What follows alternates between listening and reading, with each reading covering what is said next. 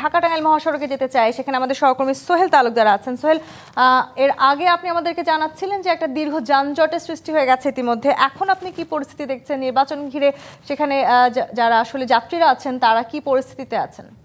তন্নি, আমি এখন রয়েছি একেবারে গাজীপুরের চন্টা এলাকায়, যেটি উত্তরবঙ্গের প্রবেশ মুখ যেটি বলে ঢাকা থেকে বের হওয়ার পরেই সেই চন্টা এলাকায় আপনি যেটা দেখতে পাচ্ছি যে এই চন্টার যে এই বাসস্ট্যান্ড এরিয়াটি রয়েছে, সেই এরিয়াটিতে ভোগড়া বাইপাসের পরে কোনাবাড়ি থেকে চন্টা পর্যন্ত এবং ঢাকার যে জিরানি রয়েছে সেই জিরানি থেকে সাভারের জিরানি থেকে চন্টা পর্যন্ত এবং চন্টা থেকে টাঙ্গাইলের গোড়াই পর্যন্ত পুরো এলাকাটা জুড়েই যে যানবাহনের দীর্ঘ সারি এবং কখনো কখনো চলছে এবং কখনো কখনো থেমে থাকছে।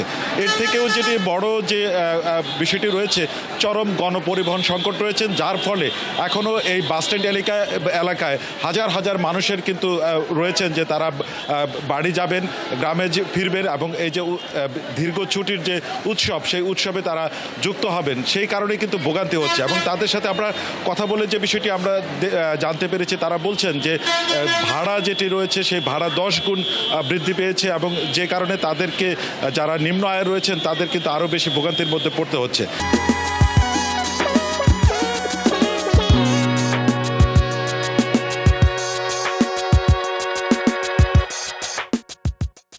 গতকাল থেকে যে যাত্রা শুরু হয়েছে, বাড়ির ফেরার যাত্রা, সেটি কিন্তু এখনও অব্যাহত রয়েছে।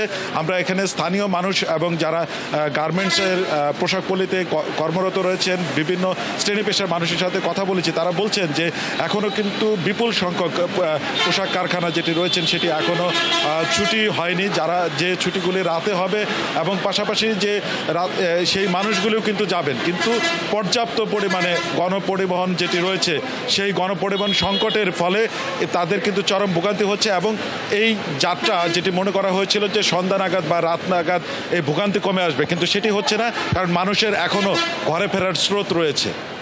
সোহেল, আপনাকে ধন্যবাদ।